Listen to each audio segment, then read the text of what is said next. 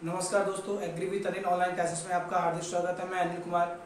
आज आपका 12th class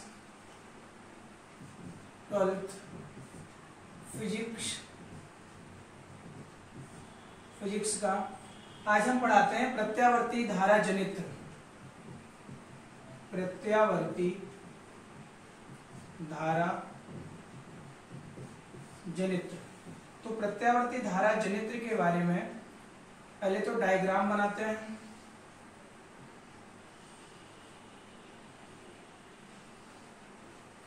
एक आयताकार कुंडली होती है,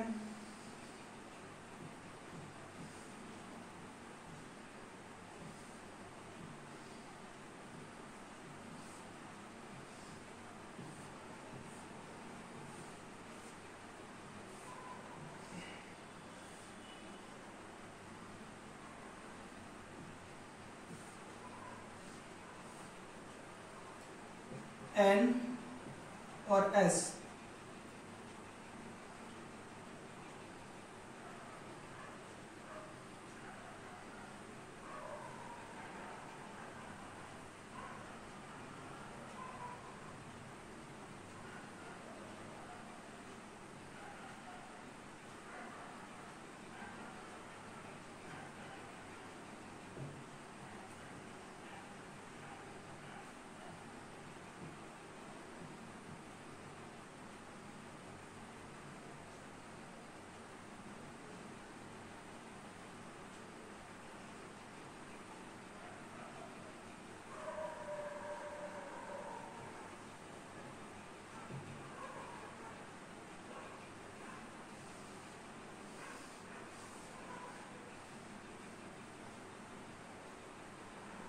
ये ब्रूस है B1, इस ब्रूस को बोलते हैं B2। ये सर्पिबल है S1, ये सर्पिबल है S2। यहाँ से B2 से धारा निकलेगी और B1 में से वापस आएगी। इस प्रकार ये कुंडली का प्रवाह रहेगा। ABCD एक आयताकार कुंडली है। ये दोनों क्षेत्र चुंबक हो जाएंगे आपके। N और S क्या है? क्षेत्र चुंबक हैं। इसे बोलते हैं आर्मेचर या कह सकते हैं कुंडली। जबकि S1 और S2 ये सर्पिबल है और B1 B2 ये ब्रूस। अब बात करते हैं प्रत्यावर्ती धारा जनित्र। प्रत्यावर्ती धारा जनित्र की बात करते हैं तो प्रत्यावर्ती धारा जनित्र एक ऐसा यंत्र है या ऐसी मशीन है जो यांत्रिक ऊर्जा को विद्युत ऊर्जा में बदलती है। तो जनित्र क्या है? जनित्र जो है, जिसे हमने बोला जनित्र एक ऐसी युक्ति या डिवाइस है जो यांत्रिक ऊर्जा को वैद्युत ऊर्जा में बदलती है। यांत्रिक ऊर्जा को वैद्युत ऊर्जा में बदलती है, जिसे हम बोलते हैं प्रत्यावर्ती धारा जनित्र या डायनमो कार्य करते हैं। यह फैराडे के विद्युत चुंबकीय सिद्धांत पर या विद्युत चुंबकीय प्रेरण के सिद्धांत पर कार्य करती है। फैराडे के विद्युत चुंबकीय प्रेरण के सिद्धांत पर कार्य करती है।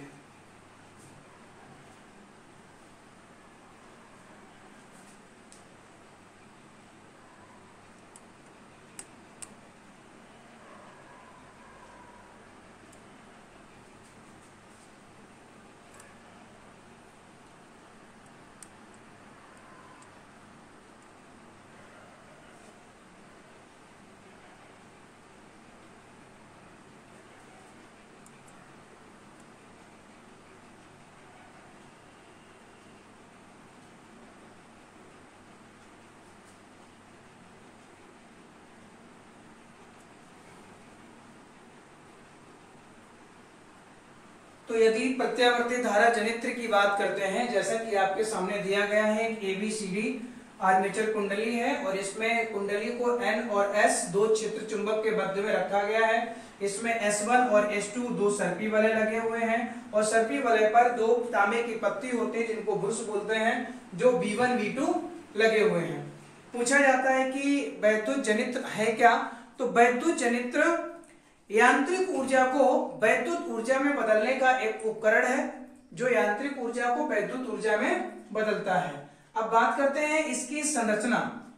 जनित्र, जो वैद्युत जनित्र यहाँ डायनमो है, डायनमो की संरचना की बात करते हैं। संरचना, तो इसके प्रमुख चार भाग होते हैं। पहला भाग जिसको हम बोलते हैं क्षेत्र चुंबक, क्षेत्र चुंबक। दूसरा भाग बोलते हैं आर्मेचर। तीसरा भाग बोलते हैं ब्रुश या सर्पी वलय, सर्पी वलय। और चौथा भाग जो होता है जिसे हम बोलते हैं ब्रुश। तो डायनमो के चार प्रमुख भाग होते हैं। पहला भाग होता है जिसे हम बोलते हैं क्षेत्र चुंबक, दूसरा आर्मेचर कुंडली, तीसरा ब्रुश और सर्पी वलय। बात करते हैं क्षेत्र चुंबक क्या है, तो NS नाम के NS ध्रुवखंड होते हैं जो क्षेत्र चुंबक होते हैं, जो अत्यधिक शक्तिशाली होते हैं, जिसके मध्य में कुंडली को रख करके घुमाया जाता है। अब बात करते हैं आर्मेचर कुंडली क्या है, तो ABCD एक आयताकार आर्मेचर कुंडली होती है जो कच्चे लोहे के क्रोड पर तांबे के पृथक्कृत तारों को लपेटकर बनाई जाती है। इसमें तांबे के फेरों की संख्या अत्यधिक होती है। सर्पी वलय की बात करते हैं, तो सर्पी वलय जो होते हैं S1 S2 कुंडली पर लिपटे तार के दोनों ओर बने धातु के सर्पी वलय होते हैं। इसमें सर्पी वलय पर B1 और B2 नाम के दो ब्रुश लगे रहते हैं।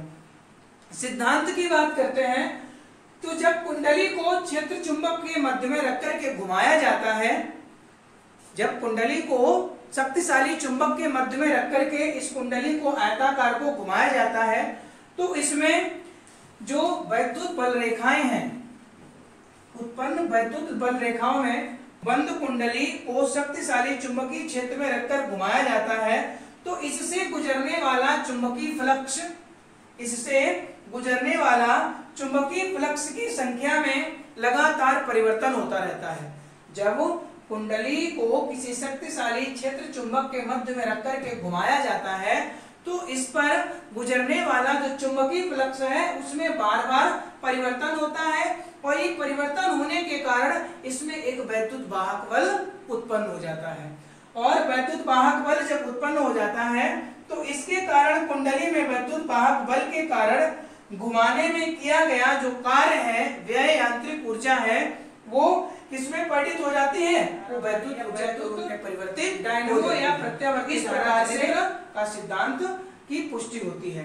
अब यदि इसके कार्य की बात करते हैं, कार्यविधि या क्रियाविधि किस प्रकार की होती है, तो जब आर्मेचर कुंडली ABCD इसको घुमाया जाता है तो इसमें कंडीशन होती है कि यदि AB भुजा ऊपर की ओर जाएगी, इस प्रकार घुमाते हैं, AB भुजा ऊपर की ओर जाएगी तो CD जाएगी नीचे की ओर, तो इस कंडीशन में धारा ब्रुश B1 से निकलेगी और B2 से वापस लौट आएगी। लेकिन यही जब ऊर्ध्वाधर स्थिति में आएगी, CD जाएगी नीचे की तरफ और AB आएगी ऊपर की तरफ, तब क्या होगा कि इसमें ऊर्ध्वाधर की स्थिति में धारा ब्रुश B1 से बाहर आएगी और B2 से अंदर जाएगी या B2 से वापस आएगी। इस प्रकार प्रत्यावर्ती धारा डायनमो कार्य करता है।